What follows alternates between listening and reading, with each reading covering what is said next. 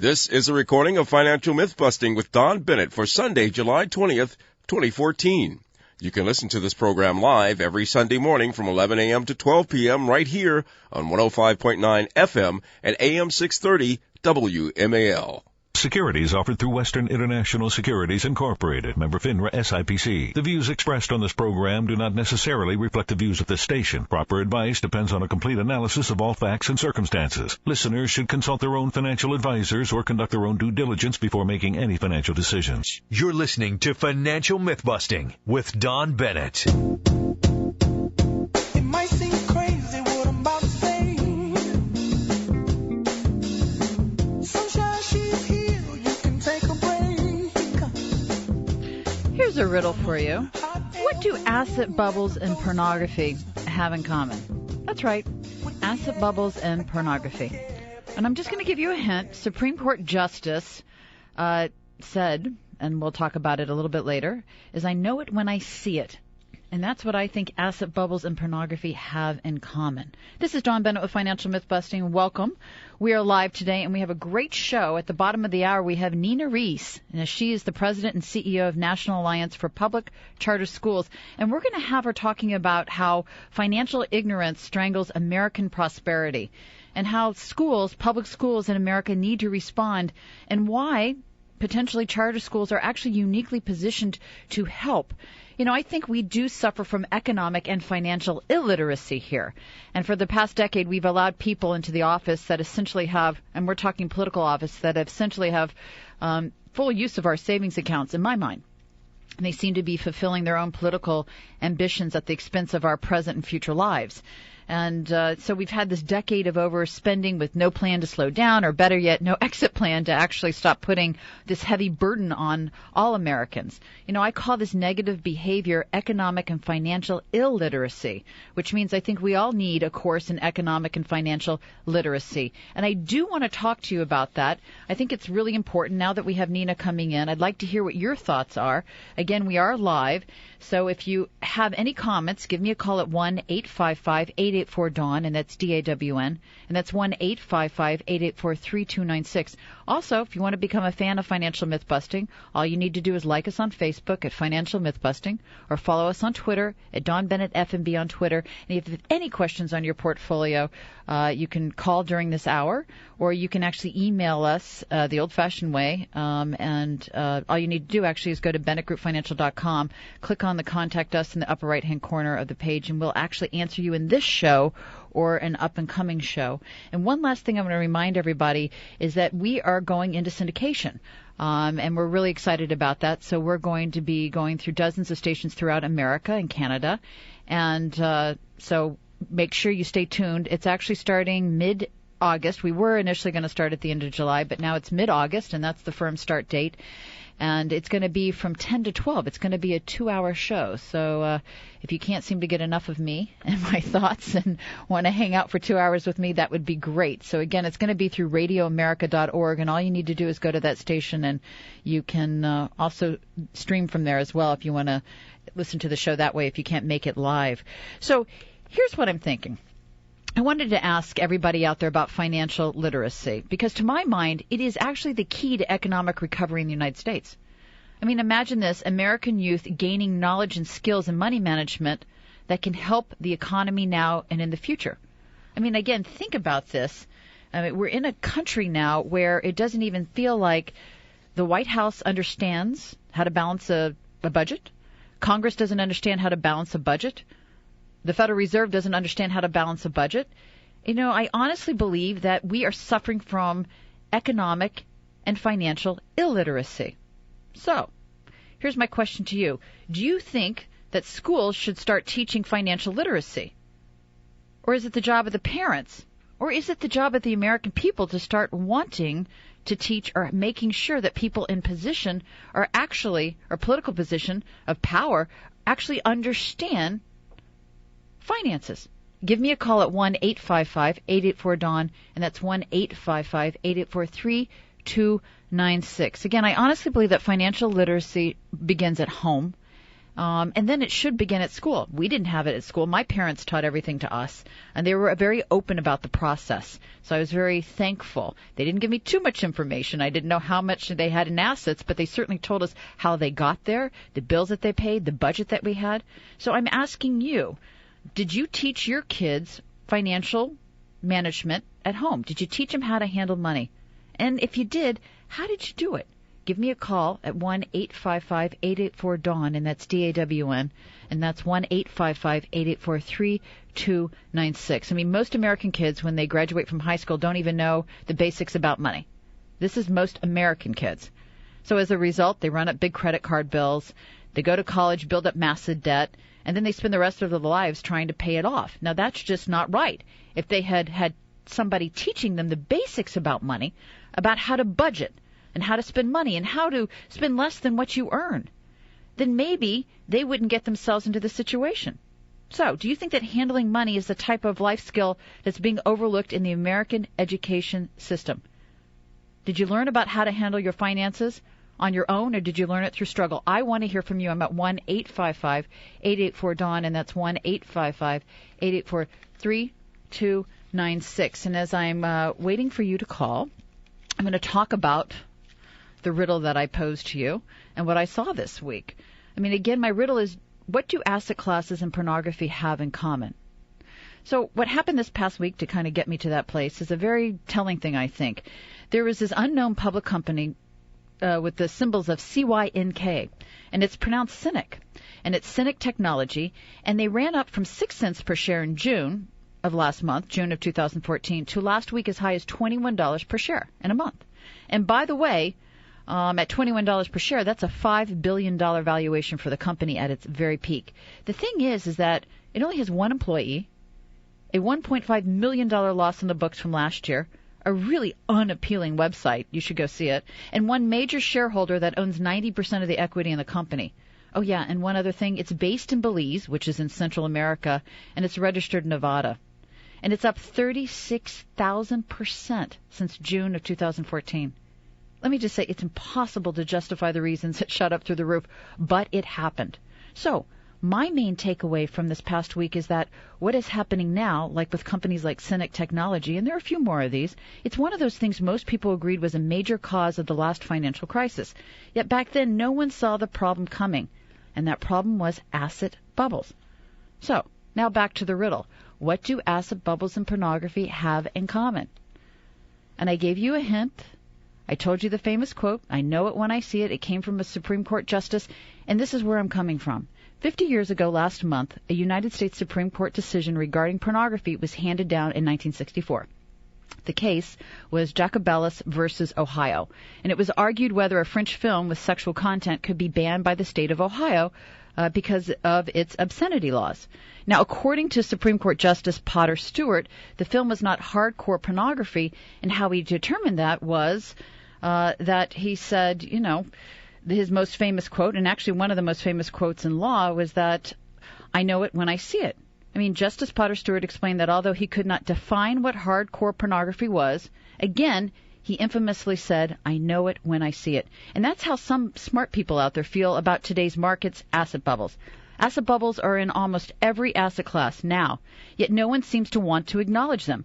Even when the last bubble burst 6 years ago in October 2008, the Fed chairman, Ben Bernanke then, was asked why the Fed didn't see the problem coming, and his infamous quote was, although bubbles appear obviously in retrospect, all bubbles appear obvious in retrospect. Okay, so much for those words of wisdom. I mean, even Bernanke's heir, Janet Yellen, this past week in her semi-annual monetary policy testimony, was asked the question about bubbles in the U.S. stock market. Take a listen to what she had to say. The committee recognizes that low interest rates may provide incentives for some investors to reach for yield, and those actions could increase vulnerabilities in the financial system to adverse events. While prices of real estate, equities, and corporate bonds have risen appreciably and valuation metrics have increased, they remain generally in line with historical norms. Yeah. No, actually they don't. And so here's the thing. Bernanke, Yellen, those other people out there, it seems to me that the only people that don't see the bubbles are the ones creating them. So this time around, it's up to you to pay attention before the current asset bubble finally bursts and causes havoc. So here are a couple of warning signs that I saw this past week when earnings started to come out, and I'm focusing on the bank earnings today. And the first one was J.P. Morgan's earnings. Now, you should know they slid 7.9% on weak trading volume was one of the reasons, and near record low mortgage production was the other reason. Their GAAP revenue was down 3% to $24.45 billion, and it was even down further on non-GAAP basis. It was a negative 2.3% to $25.35 billion. Now, their earnings per share was reported as good news, and this is the stuff that they put all over. They pasted all over the media. But do you know what boosted those earnings? Think about it. Did you ever go behind the scenes to look and see what boosted those earnings? Well, interestingly enough, J.P. Morgan used a reserve release of $521 million to buy back common stock. And yes, that will boost up your earnings. So as par for the course in this environment that we're in, raiding the piggy bank, and all you have to do is report a profit. Raid the piggy bank, and then you can report a profit. And that's what seems to be this troubling trend that's going on. Because in the banking sector, it isn't just J.P. Morgan who's suffering from plunging trading volume and new record low mortgage production. It's actually kind of being seen across the board so far of all the banks that have been reported. I mean, Citibank is another example. They reported they beat earnings per share at $1.05. And then you've got to ask yourself again, where did they get that? Where did the net income come from? Well, it was this one-time non-reoccurring charge of nearly $3.8 billion, a settlement that's going to the U.S. Justice Department for fraudulent mortgage-backed security sales, which, by the way, shows up as merely a pro forma adjustment of net income, when in reality, none of it is actually cash flow. And again, according to the media, they beat their earnings per share. So Citibank stock goes up 3%. Can you believe that? They had this $3.8 billion settlement. I think the total settlement, by the way, is $7 billion, so they're going to have to pay more. And the stock shot up 3%. It's unbelievable. Or better yet, I think it's just magical. Anyways, here's the other part to this. Citibank's revenues actually dropped 4%.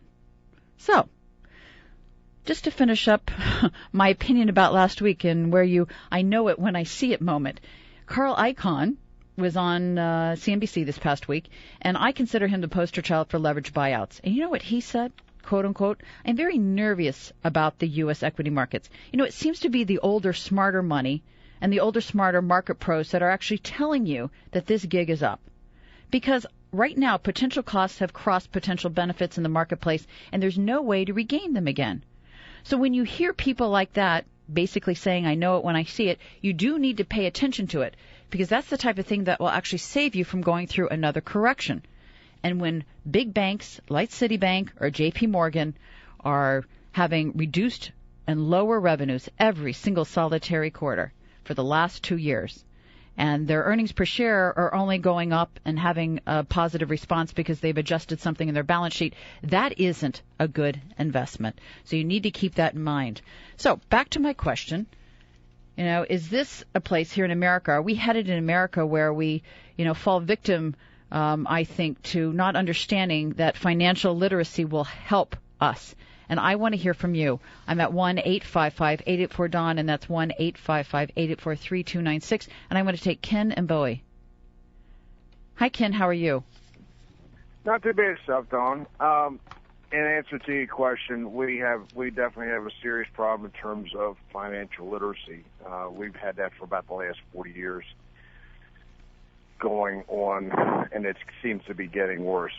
You come out into the street in terms of buying things, and it's ridiculous in terms of not just the buying power, but how much do you value the dollar?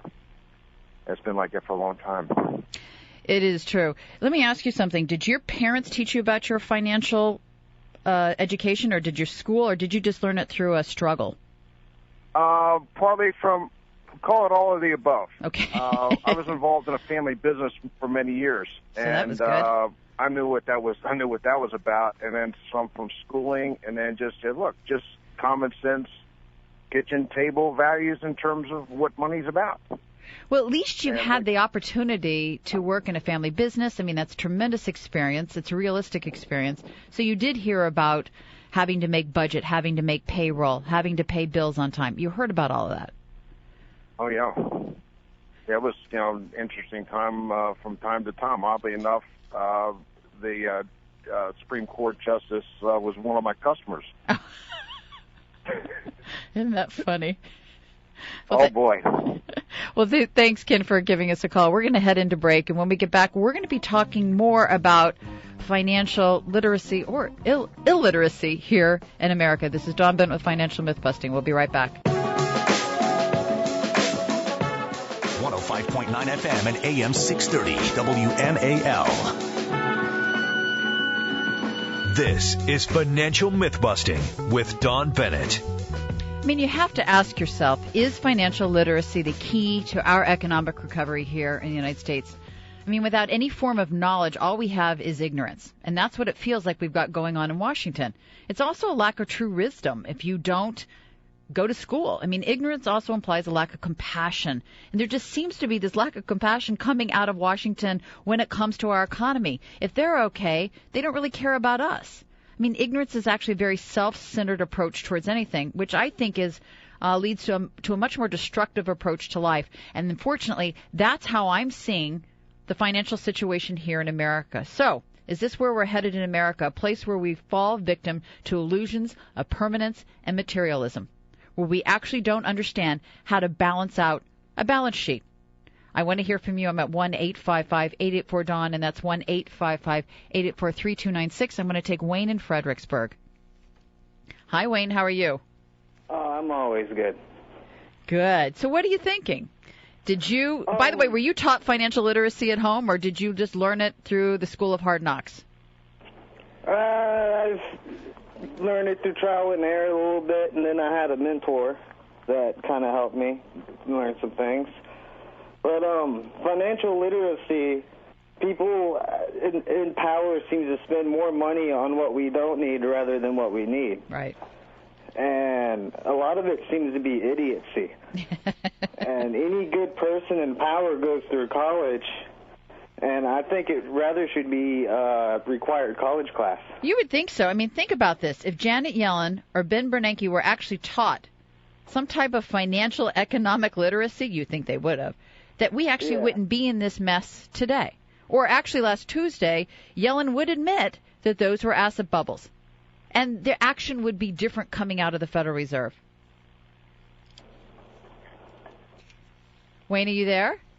Oh, yeah, I was listening. A lot of it should be taught. A college educational class would be beneficial to all. I mean, it's done through businesses that are making errors in schools. There's people spending money on, court stuff when they have, new gyms and stuff like that. I agree. They have problems with their codes. They're actually spending money on the wrong. They're actually spending money on the wrong stuff. Wayne, thanks for giving us a call. Let's take Bob in College Park.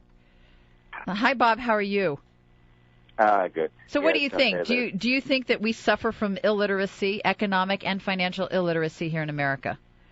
Absolutely. I mean, it's funny because if you chat to younger people on Facebook, and one of their solutions is well, how about if we just guarantee a minimum salary for everybody of $20,000 a year? Yeah, where's it coming from? Where's the money coming from? How do you guarantee a minimum salary for people? And then you try to have some logical discourse with the person, and it just doesn't go anywhere. And I know I have a degree in business education, and I've also just done this even with younger kids. I say, okay, how much money do you think you're going to be okay making a year? How much?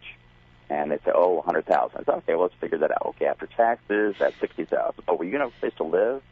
Are we going to drive a car to work? Are we going to take the And then you start going down and down and down and start breaking down the monthly salary, weekly salary, expenses, and things like that. Okay, now you have, $42 a week to spend. How are you going to spend it? Or something like that. I absolutely agree. I think in general, many Americans lack the fundamentals of budgeting, and it's good that you had those conversations with the kids. I mean, I think they lack the understanding that spending less than what you earn is how it really works. I think they misunderstand debt. I mean, I think, look at our problem here in America. We don't even understand debt. I mean, a lot of Americans do, but it just seems like the people who get into office don't understand what it means. I mean, at this point, their money. That's right, because, we can't even pay anything back. I mean, we got to face it. Even the people that run the Federal Reserve seem to have completely skipped the fundamentals of financial literacy, because there's no way we will ever be able to pay back the $17 trillion in debt that we owe. There's just no way. Unless you sell all the gold in Fort Knox. But, I mean, even if that wouldn't even do it. I mean, I sat there and was trying to calculate this last night. I thought, well, maybe if we ran a GDP at 7 and 8% for 10 years, that's a possibility. Bob, I want to thank you so much for giving us a call. Okay, you're welcome. I just remind everybody we have a great interview at the bottom of the hour. It's Nina Reese, and she's going to be talking about financial literacy. She's a pro at it. She sets up charter schools, and she wants to talk about the results that happen with this program. So I want you to stay tuned for that, because I think that economic and financial literacy is actually the key to get us out of our financial mess here in America. And it can't just start now. It's got to start actually in elementary school. It's got to start at your home. It's got to be in junior high. It's got to be in high school. It's got to be in college. So that when you do start life as an adult, you don't have to sit there and go through the struggles that many do, or what I call the school of hard knocks, in order to learn how to balance your budget. This is Dawn Bennett with Financial Mythbusting, and we'll be right back.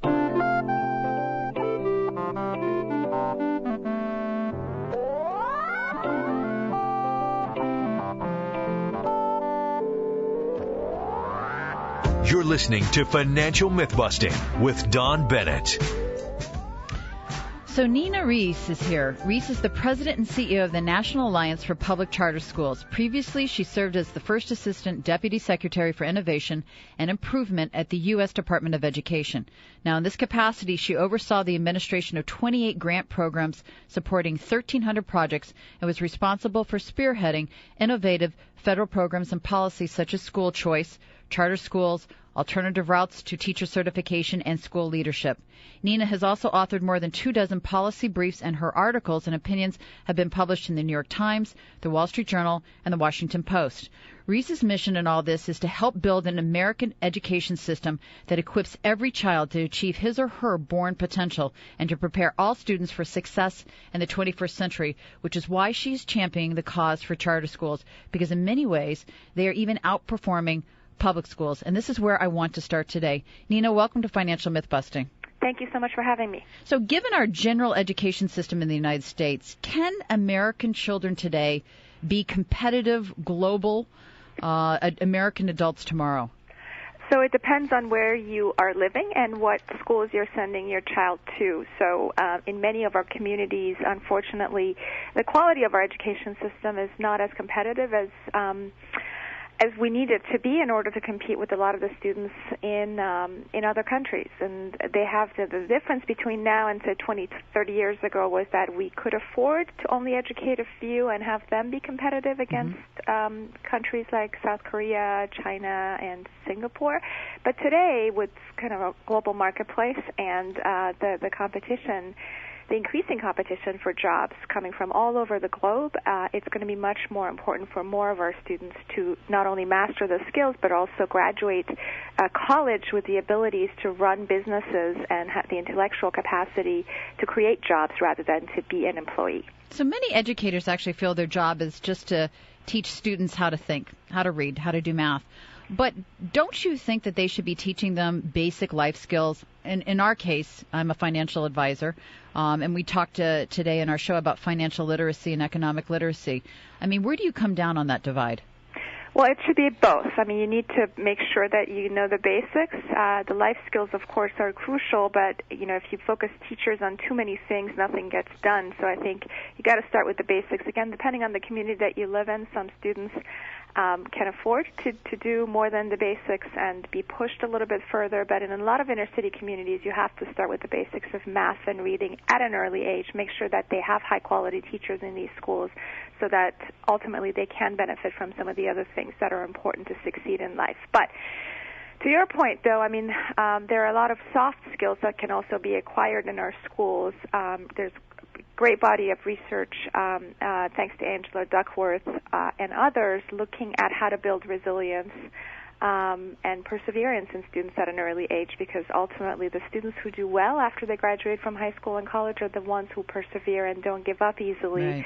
Right. Those who are kind of used to getting a lot of support and are quick to give up are likely not going to succeed in life. I don't know if I answered your question precisely, though. I mean, you did. I mean, I actually, as an ex-athlete, I find that my athletic endurance actually continues to make me keep going back and keep fighting for building the business. And you can't give up. You can't give up in any other element, coupled with the fact I lived overseas in Asia for part of my life, so I speak Mandarin. Having that as a language skill, learning it when I was a child, when it was a lot easier than as an adult, has certainly helped me in my business. So, you know, those are the type of things I think that school systems in America should be teaching. So are they going to be getting that intricate about building this American student, this American youth into such a tremendously competitive adult? So again, increasingly they're going to have to. And what's great about charter schools, which is the field that I'm in, is that a lot of these schools are taking a step further and not just focusing on the academics, but also focusing on the life skills. You mentioned athletics. You know, a key way to really instill these principles comes from the home. So if you are coming from a broken home or a home where your mom is working 2 jobs and you don't have that exposure outside of the school to a lot of these community activities that build the person that you end up becoming, it's more important for the school to take on these responsibilities. And in many of our charter schools, Harlan's Children's Zone is a great example up in New York. They have taken on the responsibility of not only grooming students as successful in academics, but also as individuals who can leave school with the necessary skills to succeed in life. And athletics definitely are one of them, one of the skills that build the resilience and perseverance that you need to compete and to stay the course. Last week, the Secretary of Department of Education, Arne Duncan, said that American schools need to start ensuring students achieve financial literacy. Is it a surprise that most students graduate from high school or even from college not being financially literate? Well, I was certainly surprised, and I think, if anything, after the housing the dilemma that we were in a few years ago, and now with the student aid financial crisis that we're in, I think if there's one lesson out of these 2 things is that you have to make sure you know how to do some basic financial literacy as soon as possible before you even graduate from high school. So again, there are a couple factors here that are important to point out. First of all, financial literacy introduced as an early age can also be a gateway to teaching math. And the more you bring the principles of why you're teaching math to life at a young age to children, the better and faster they learn math and appreciate math for the skills that it's teaching. So it's easy and fun if you focus on it early on. The second thing, though, is, again, nowadays when you graduate, again, 20 to 30 years ago, you could get away with not knowing these basics, but only 1 in 10 students currently have the sophisticated financial literacy skills they need in order to succeed in life, and 1 in 6 don't have even the basics of balancing a checkbook mastered. So we do have a crisis on our hands, but fortunately there are some easy solutions that schools can adopt either through curricular changes or before and after school programs that can be introduced in order to expose students early on and make sure that they actually master these skills before they go on to high school and graduate. Do you think it's possible that financial literacy in our youth today could be the key to economic recovery for our country? Well, it certainly is a component.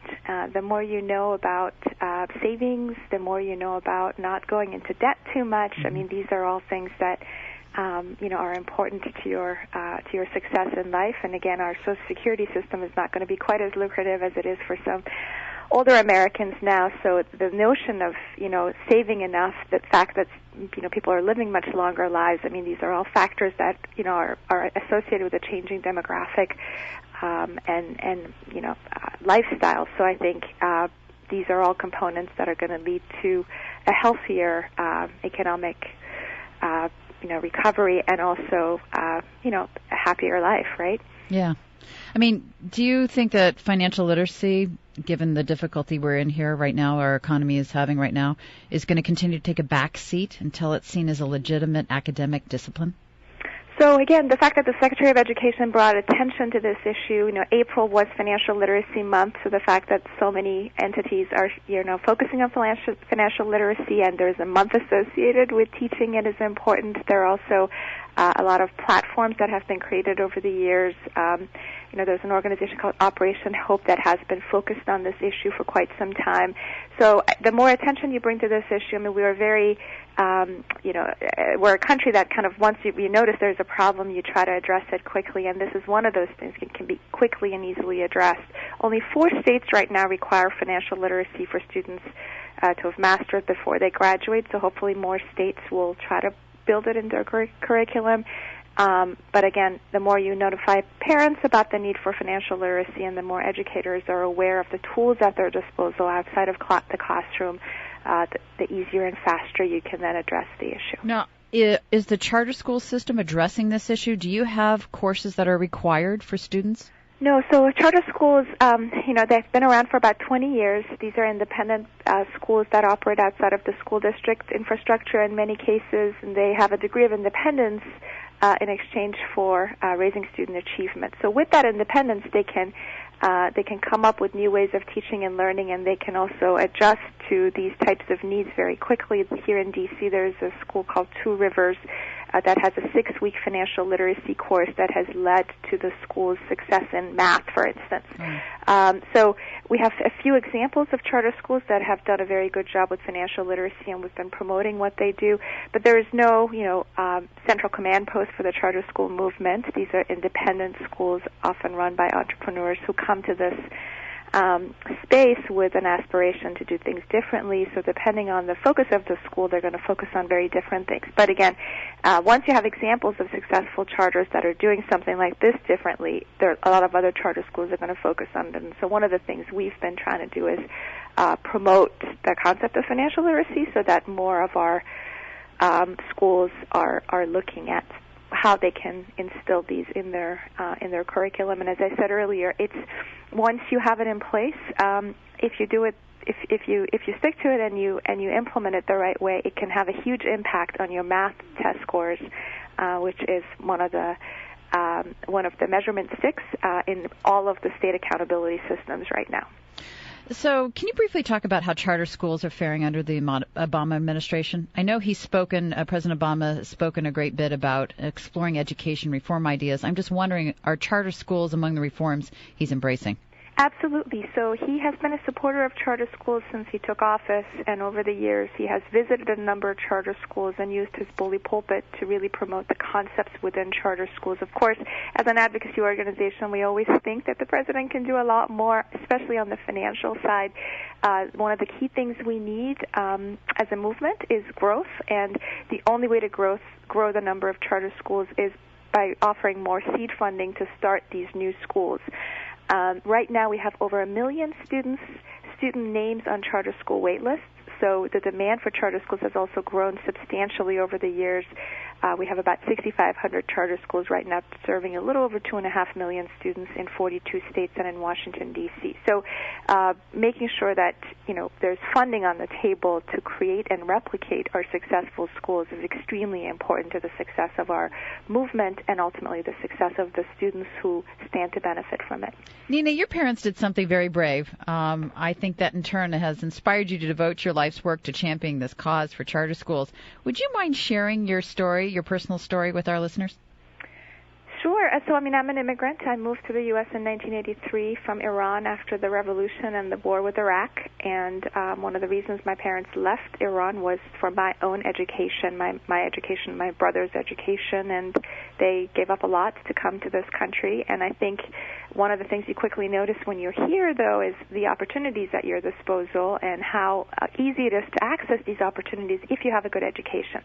Unfortunately, I feel that in many communities, there is no access to a good education, and the only way to create opportunities is through charter schools. Charter schools are public schools. They're fully funded by taxpayer dollars, and it's just a question of having state legislatures enact laws that allow for their creation.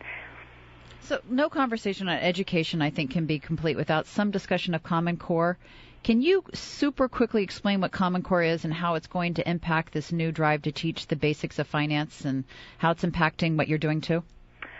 So Common Core standards were envisioned initially by the National Governors Association and the Council of Chief State School Officers. These entities came together right around when No Child Left Behind was being implemented to come up with ways to have different states align their standards against one another. As you recall, one of the drawbacks of No Child Left Behind was the fact that we were, the federal government was allowing states to set their own standards, and through that, if your standards were low and your cut scores for the assessments you were using to measure student progress was set low, then you were able to get further flexibility without really impacting student outcomes. So these states, this was an initiative that was initially really taken on by state chiefs and governors on their own to come up with a common set of standards and then decide if they each wanted to adopt them.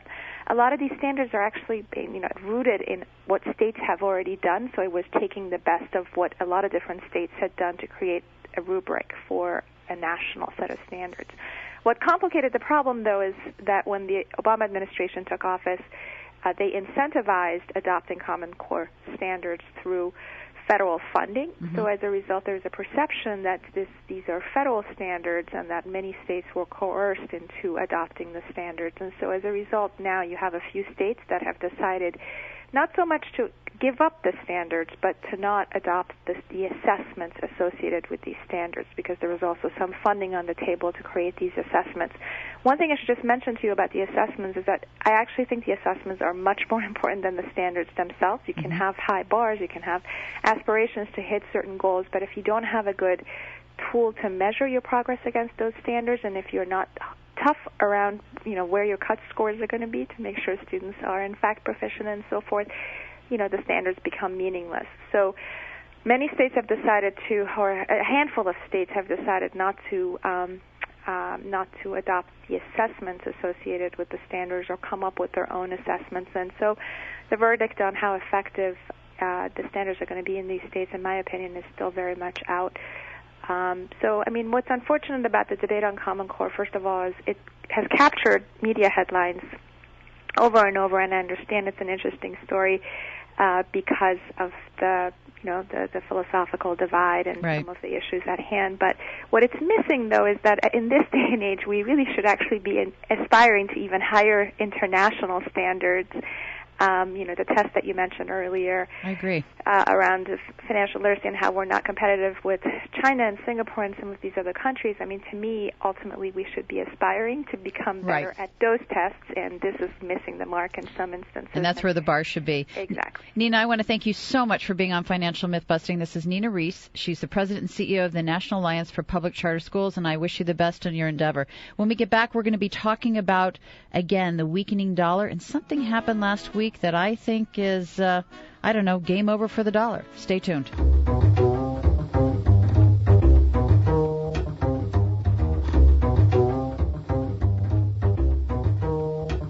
This is Financial Mythbusting with Dawn Bennett. Do you remember last week when we were discussing the growing anti-dollar hegemony alliances that were being built across the BRIC countries? Now, this is BRIC stands for Brazil, B, Russia, India, I, and China, C. Anyways, their efforts over the past year have been to create a structure that would actually serve as an alternative to the U.S. dollar as the international reserve currency of choice. It also would be an alternative for the IMF. It would be an alternative to the World Bank. It would be an alternative to the Federal Reserve. And again, what they're trying to do is to not use the U.S. dollar. Well, they did it. This past week, they announced a $100 billion reserve bank that's actually going to bypass the use of the IMF, the Federal Reserve, the World Bank, and the entities that actually use the U.S. dollar for trade, for bilateral trade. So, as I said before, I think simply put, it's probably game over for the U.S. dollar, given the weakening economy we have here, our weakening political structure that we have here, and the fact that the BRIC countries, which are going to be the vast majority of the growth in the world GDP over the next 10 years, are setting up their own reserve bank. So, I honestly give it 2 or 3 years, and that's my call on that the U.S. dollar is not going to be the dollar that we know of today. You know, we still have a seminar that's on July the 31st, and I just wanted to remind everybody, if you're interested in coming, you've got to RSVP. We're actually going to be doing it in Chevy Chase, Maryland, this time at a steakhouse. And so if you would like to call or come, please give us a call at 866-286-2268, and it's going to be July the 31st at 7 p.m. And again, it's going to be in the Chevy Chase area, so just give us a call at 866-286-2268 because we can only have so many people in the room, and we're going to continue to talk about exactly what I talk about here and how we could help you with your retirement survival, which I think we're all going to need because the markets are changing so dramatically. And I also want to remind everybody, too, that with the dollar getting debased through the actions of, the BRIC countries, you should consider taking a look at gold and silver as a possible hedge.